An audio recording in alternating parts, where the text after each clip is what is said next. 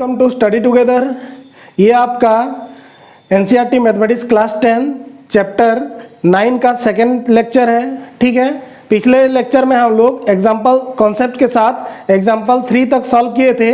आज हम लोग एग्जाम्पल 4 से स्टार्ट करेंगे। ठीक है, एग्जाम्पल 4 है from a point P on the ground the angle of elevation of the top of a 10 metre tall building is 30 degree. ठीक है, बिल्डिंग के टॉप तक एंगल ऑफ एलिवेशन क्या है, 30 डिग्री है।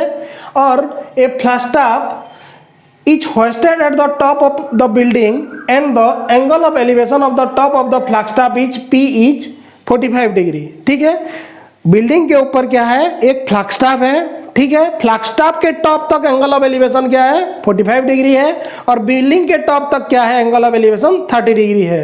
Next, find the length of the flagstaff and the distance of the building from the point P।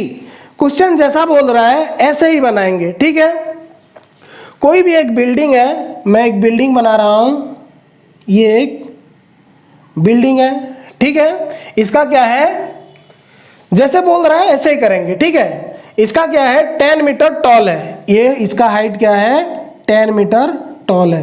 ठीक है, building का नाम, ये बिल्डिंग का A है, ये उसका फुट है B। ठीक है, ये उसका बिल्डिंग का टॉप A पॉइंट है और ये B पॉइंट है। नेक्स्ट, कोई भी एक पॉइंट ग्राउंड में P है, यहां पे मान लेते हैं यहां पे एक पॉइंट क्या है, P पॉइंट है। समझ में आ रहा है? ठीक है, तो ये पॉइंट से ये बिल्डिंग के टॉप तक क्या है, एंगल ऑफ एलिवेशन 30 डिग्री। क्या है, ये है आपका 30 डिग्री, ये एंगल है आपका 30 डिग्री। समझ में आ रहा है? नेक्स्ट, ये फ्लैगस्टॉप मतलब बिल्डिंग के ऊपर क्या है, जो इंडिपेंडेंस डे ये सब सेलिब्रेट करने के लिए एक फ्लैगस्टॉप है, या फिर ऐसे फ्लैगस्टॉप होता है जो कुछ लोहे का बना होता है। ठीक है, उसका क्या है, ये बिल्डिंग के ऊपर है एक फ्लैगस्टॉप, ये मान लेते हैं AC, ये एक फ्लैगस्टॉप है। ठीक है, और बोल रहा है a flagstaff is hosted at the top of the building, ये हो गया। And the angle of elevation of the top of the flagstaff from the point P is 45 degree. ये फ्लैगस्टॉप तक क्या है, angle of elevation P point से क्या है, 45 डिग्री है। तो मैं ये एंगल ऑफ एलिवेशन शो करूंगा। ये एंगल ऑफ एलिवेशन क्या हो गया, ये वाला एंगल। ठीक है, ये टोटल ये एंगल क्या हो गया, 45 डिग्री। समझ में आया? तो हमें क्या फाइंड करना है, find the length of the flagstaff. ये फ्लैगस्टॉप का लेंथ AC फाइंड करना है। AC इज इक्वल टू क्या होगा, ये फाइंड करना है। And the distance of the building from the point P। ठीक है, ये बिल्डिंग का डिस्टेंस P पॉइंट से कितना होगा, मतलब PB का लेंथ। ठीक है, PB इज इक्वल टू क्या होगा, ये फाइंड करना है।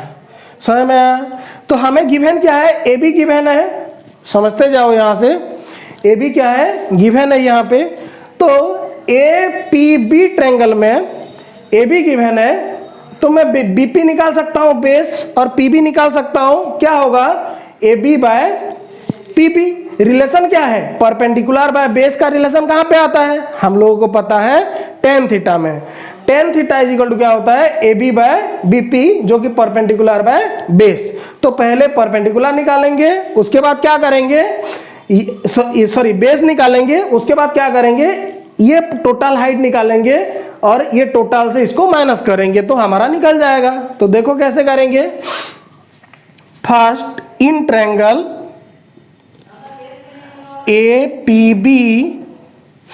APB में क्या मिलेगा, tan 30 degree is equal to tan 30 angle is equal to क्या होगा, AB बाय BP, जो कि क्या है, AB का लेंथ है 10 divided by BP is equal to क्या है, हमें फाइंड करना है। समझ में आया?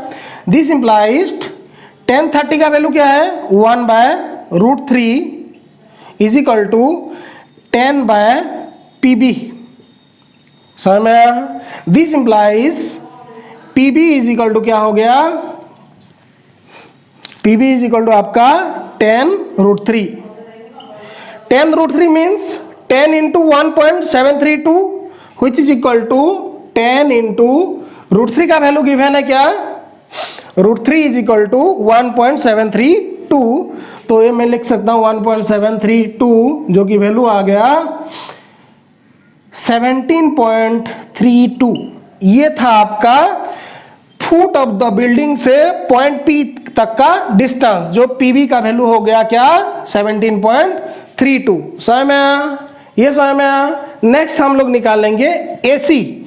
एसी का कैसे निकलेगा, अगर मैं बीसी निकाल लूंगा और बीसी से मैं अगर एबी को माइनस कर लूंगा तो मुझे मिल जाएगा एसी। समझ में आया, देखो कैसे करेंगे।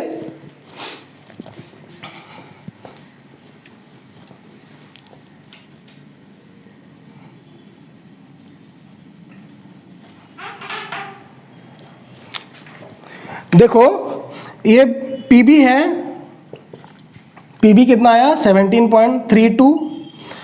अभी now in triangle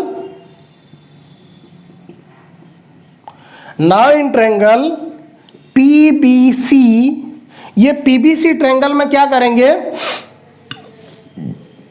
ten angle of P निकालेंगे, जो कि क्या होगा BC by BP. 1045 degree is equal to क्या होगा BC बाय PB। समझ में, दिस इंप्लाइज्ड 1045 का वैल्यू क्या होता है, हम लोगों को पता है 10/5 क्या होता है, 1045 इज इक्वल टू 1। तो 1 इज इक्वल टू 1045 की जगह पे 1 लिखा, BC को BC लिखो क्योंकि हमें फाइंड करना है, BC बाय PB। PB क्या है, PB इज इक्वल टू आपका है 17.32। समझ में, दिस इंप्लाइज्ड यहां से मैं निकाल सकता हूं BC is equal to 17.13 into 1, जो कि क्या होगा 17.32। BC इज इक्वल टू क्या होगा 17.32। ये BC का लेंथ मिल गया। अभी मैं BC से अगर AB का लेंथ को माइनस कर दूंगा तो मुझे मिलेगा क्या AC। ठीक है, देखो AC is equal to BC minus AB, जो कि क्या होगा, ये BC क्या है, BC आपका है 17.32 माइनस ये AB क्या है 10, जो कि क्या होगा इज इक्वल टू 7.32। ये था आपका एग्जाम्पल 4। नेक्स्ट एग्जाम्पल है एग्जाम्पल 5। एग्जाम्पल 5 क्या बोल रहा है, the shadow of a tower standing on a level ground is found to be 40 metre longer when the sun's altitude is 30 degree, then when it is 60 degree, find the height of the tower। ठीक है, देखो जैसे बोल रहा है ऐसे करेंगे। कोई एक टावर था, मैं मान लिया टावर का नेमिंग करके AB नेम कर लिया।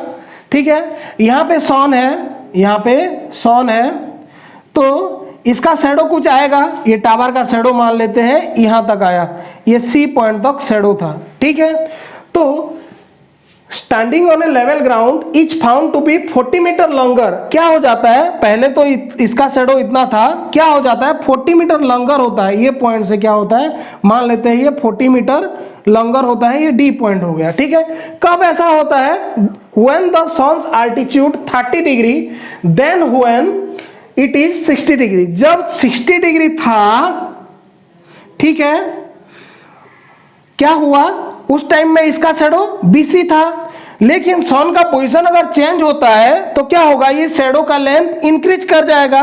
तो सन का पोजीशन चेंज हुआ तो ये एंगल ऑफ एलिवेशन मान लेते हैं, यहां पे क्या है 30 डिग्री है। तो जब 60 डिग्री था, 30 डिग्री होने के बाद ये जो शैडो है 40 मीटर ज्यादा हो जाता है।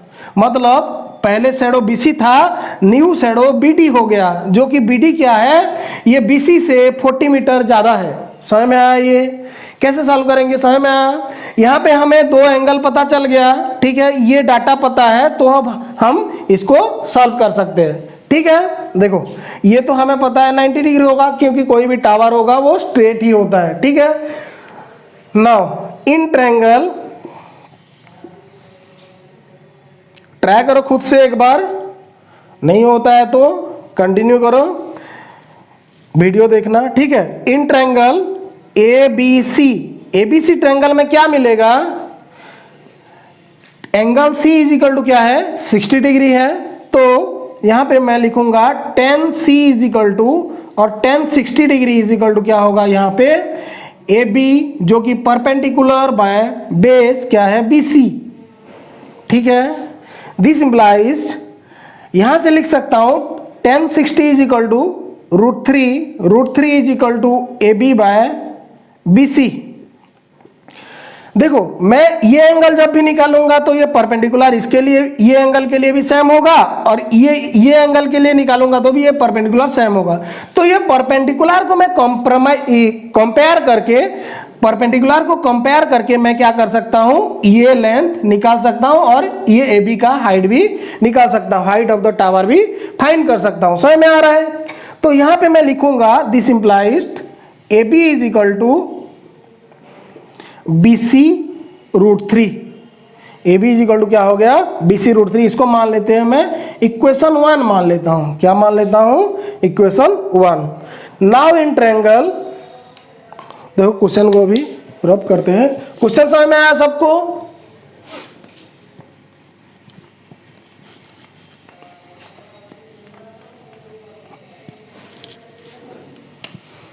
नाउ इन ट्रायंगल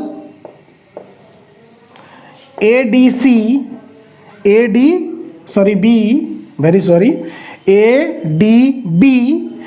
ट्रायंगल में क्या होगा, tan angle of 30 degree is equal to क्या होगा AB डिवाइडेड बाय BD समझ में आया ये? This implies tan 30 degree is equal to क्या होगा, हमें पता है 1/√3 इज इक्वल टू क्या होगा AB बाय BD क्या है, BD is equal to CD plus BC। तो CD plus BC, this implies 1/√3 is equal to AB by CD का लेंथ पता है 40 मीटर प्लस BC, ठीक है। यहां से मैं लिख सकता हूं AB का value, this implies AB is equal to 40 plus BC by √3। कहां से आया ये? मैं AB लिखा और इसको इसके साथ मल्टीप्लाई किया तो ये 40 प्लस BC बाय √3 हो गया। ये जो 40 प्लस BC बाय √3 होगा इसको मैं इक्वेशन 2 लिखूंगा। समझ में आया यहां तक? नेक्स्ट, अभी देखो ये इक्वेशन 1 है AB is equal to BC √3, और इक्वेशन 2 में AB is equal to 40 plus BC by √3। तो यहाँ पे AB का वैल्यू ये है और यहाँ पे AB का वैल्यू ये है, मतलब दोनों AB है, तो ये दोनों वैल्यू इक्वल होगा। Means from equation 1 2 we get BC √3 is equal to 40 plus BC by √3। ये समझ में आया? ठीक है, देखो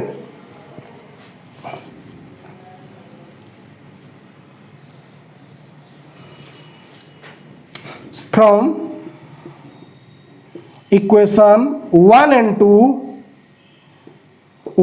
2 we get क्या मिलेगा हमें? 40 plus BC by √3 is equal to BC √3। समझ में आया ये समझ में आया? मैं इसको अभी रब कर रहा हूं, ठीक है।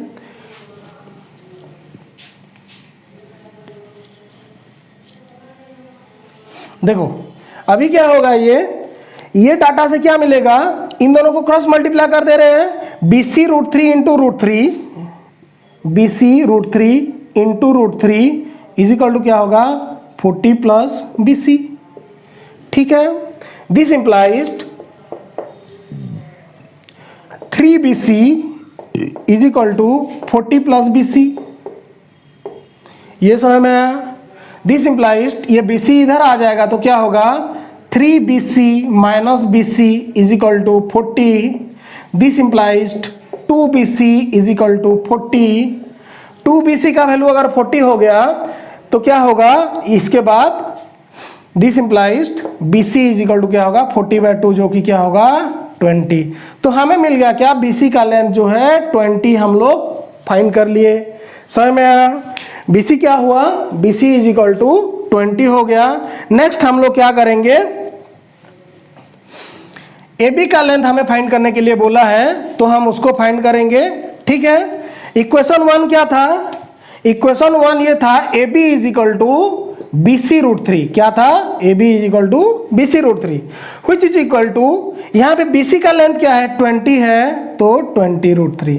तो यहां से क्या मिला, height of the tower AB is equal to क्या हुआ आपका 20√3 and BC is equal to, ये नहीं निकालने से, ये हमें फाइंड करने के लिए नहीं बोला था, हम लोग इसका हेल्प ये निकालेंगे तभी ये निकलेगा, तो इसीलिए हम लोग इसको पहले निकाले उसके बाद AB को निकाले। समझ में आया। ठीक है, नेक्स्ट है example 6।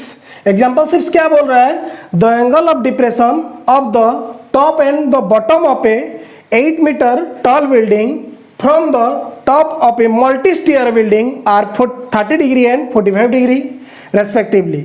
Find the height of the multi stair building and the distance between the two buildings. यहाँ पे क्या बोल रहा है, एंगल ऑफ डिप्रेशन गिवन है एक 8 मीटर टॉल बिल्डिंग के ऊपर, कहां से, एक मल्टी स्टेयर बिल्डिंग से। क्या है, टॉप के तरफ क्या है 30 डिग्री है एंड बॉटम के तरफ क्या है 45 डिग्री है। ठीक है, तो जो गिवन है उससे हम लोग क्या करेंगे, पहले डायग्राम बनाएंगे। समझ में आया। देखो डायग्राम क्या होगा, कोई भी एक यहां पे 8 मीटर टॉल बिल्डिंग है। ठीक है, ये बिल्डिंग का हाइट क्या है 8 मीटर। समझ में आ रहा है। और एक क्या है, मल्टी स्टेयर बिल्डिंग की बात करें, मल्टी स्टेयर बिल्डिंग मतलब उसका हाइट बहुत बड़ा होगा उससे, ये एक मल्टी स्टेयर बिल्डिंग है। ठीक है, ये बिल्डिंग का नाम मैं AB रखता हूं और ये बिल्डिंग का नाम CD।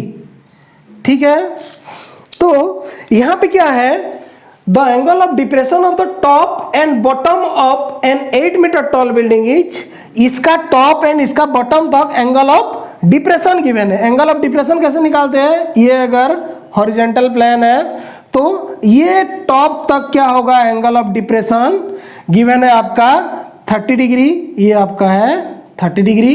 नेक्स्ट है यही 8 मीटर टॉल बिल्डिंग के बॉटम तक क्या होगा, बॉटम मतलब फुट नीचे तक क्या है, एंगल ऑफ डिप्रेशन है आपका 45 डिग्री। ये आपका है, ये बड़ा वाला एंगल ये है 45 डिग्री। समझ में आया। तो हमें क्या निकालना है, ये दोनों का डिस्टेंस, यहाँ पे BD का डिस्टेंस निकालना है। ठीक है, और ये क्या निकालना है, find the height of the multi stared building and the distance between the to building. Multi stared building CD का हाइट क्या होगा, ये फाइंड करना है। और एक काम क्या है, जो दो बिल्डिंग है उन दोनों के बीच में जो डिस्टेंस BD है, ये दोनों को हमको फाइंड करना है। समझ में आया। तो मैं क्या करूंगा, ये लाइन के साथ A पॉइंट में एक पैरेलल लाइन ड्रॉ करूंगा। यहां पे मान लो कट करता है, ये पॉइंट में E है। ठीक है, ये पॉइंट क्या है E है। तो अगर AE पैरेलल, ये CX लिख दे रहा हूं। ठीक है, here AE parallel CX and CAH transversal कुछ इस तरीके का है, ये XC है CX है। ठीक है, और एक लाइन यहाँ पे है जो कि क्या है ऐसे क्रॉस कर रहा है, तो ये एंगल और ये एंगल क्या होगा, अल्टरनेट एंगल होगा, तो इक्वल होगा। तो यहाँ पे अगर ये 30 है तो ये एंगल क्या हो जाएगा 30। ये समझ में आया। ठीक है, next similarly CX is parallel to BD and CB is the transversal, then XCB angle is equal to CBD। ये एंगल क्या होगा 45 डिग्री। समझ में आया। ऐसे आता है, ये ओरिजिनली है ये ऐसा। ठीक है, डिप्रेशन यहाँ पे एंगल होता है तो उसका एंगल यहाँ पे बनेगा, और ये टोटल 45 है तो ये 45 होगा। ठीक है, तो लिखेंगे कैसे, here angle XCA is equal to CAE is equal to 30 degree. क्यों, क्योंकि ये अल्टरनेट एंगल, अल्टरनेट एंगल। समझ में आया? ठीक है। नेक्स्ट है angle C X C B, angle X C B is equal to C B D, angle C B D is equal to क्या है 45 डिग्री। ये समझ में आ गया? ये दोनों एंगल क्या हो गया 45 डिग्री, क्योंकि C X parallel to B D. ये डाटा को लेके अभी हम लोग सॉल्व करेंगे। ठीक है, देखो क्वेश्चन समझ में आ गया क्या है? Very good.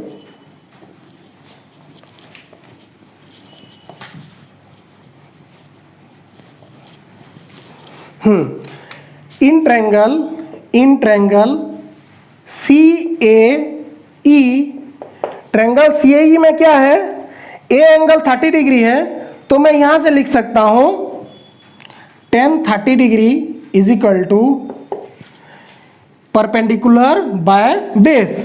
तो क्या होगा ये सी ई बाय ए ई। समझ में आ रहा है? दिस इंप्लाइज tan 30 का वैल्यू क्या होता है हमें पता है 1/√3 is equal to C E by, मैं लिख सकता हूं ए के जगह पे B D. A is equal to क्या लिख सकता हूं बी डी, क्योंकि ये एक रेक्टेंगल बनेगा A E D B, this parallel to this and this parallel to this, तो A is equal to B D है and A B is equal to E D है। ठीक है, तो यहां पे मैं ए के जगह पे बी डी लिख सकता हूं, A is equal to B D. ठीक है, यहां से मैं क्या पुट किया A is equal to B D. This implies यहां पे B D is equal to हो गया आपका CE√3, CE√3। समझ में आया? ठीक है, नाउ इन